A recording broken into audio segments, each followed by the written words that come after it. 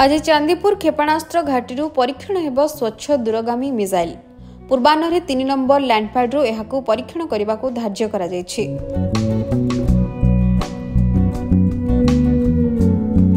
एथिपाई launch पैड्र 2.5 kilometre परिधि अंचल 3100 जनसाधारण को स्थानांतर करा जबा सह समानक सुरक्षा पाई पदक्षेप नेछि प्रशासन।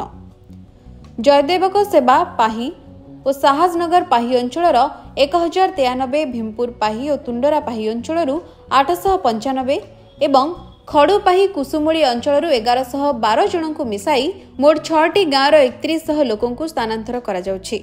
समस्तक पई निकटस्थ बात्या आश्रयस्थली और अस्थायी टेंट रहिबा पई व्यवस्था करा जायछि।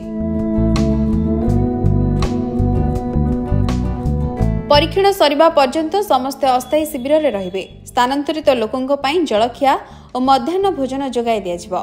एथि सहित क्षतिपूरण बाबदकू सहायता राशि मध्य प्रदान कराजिबो।